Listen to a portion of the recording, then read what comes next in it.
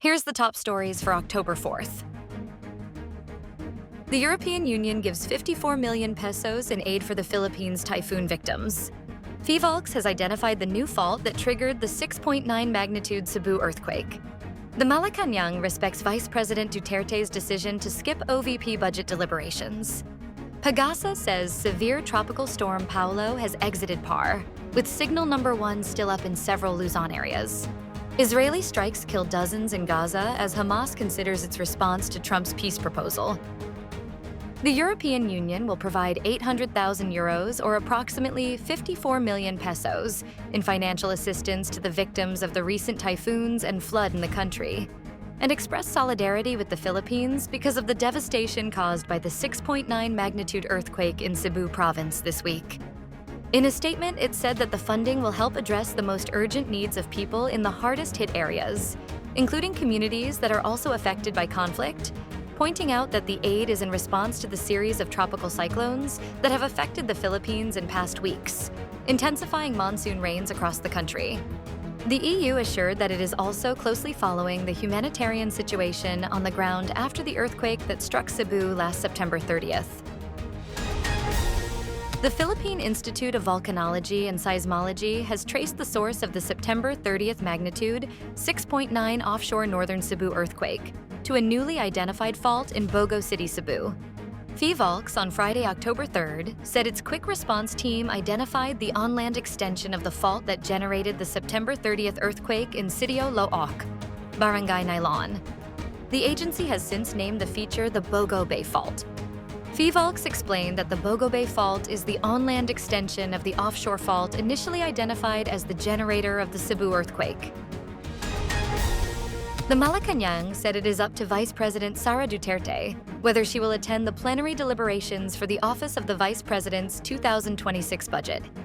In an interview with One News, Communications Undersecretary Claire Castro said the palace would not stand in the way of Duterte's decision, but emphasized that responsibility for defending the OVP's budget ultimately rests on her. On Thursday, the OVP again had no official present during plenary debates on the proposed 902.9 million peso budget.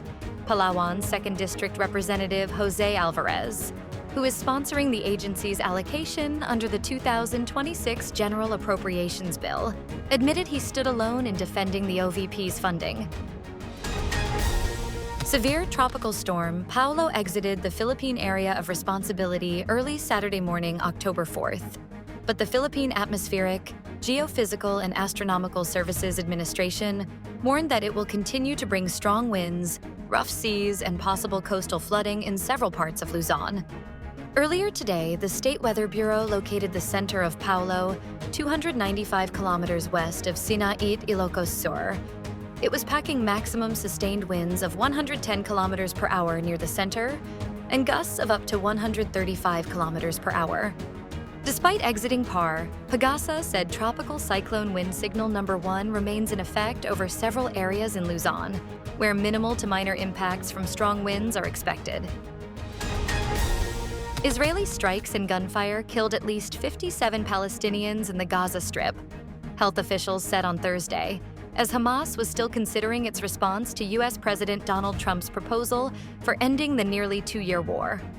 The plan requires Hamas to return all 48 hostages, about 20 of them thought by Israel to still be alive, give up power and disarm in return for the release of hundreds of Palestinian prisoners, and an end to fighting.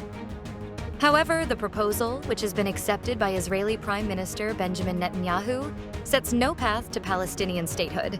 Israel's campaign in Gaza has killed more than 66,200 Palestinians and wounded nearly 170,000 others, according to Gaza's health ministry. The ministry does not differentiate between civilians and militants in its toll, but has said women and children make up around half the dead. Stay updated with the latest news. Visit our website at www.mb.com.ph or follow us on social media. Thanks for tuning in to the Manila Bulletin Daily Rundown.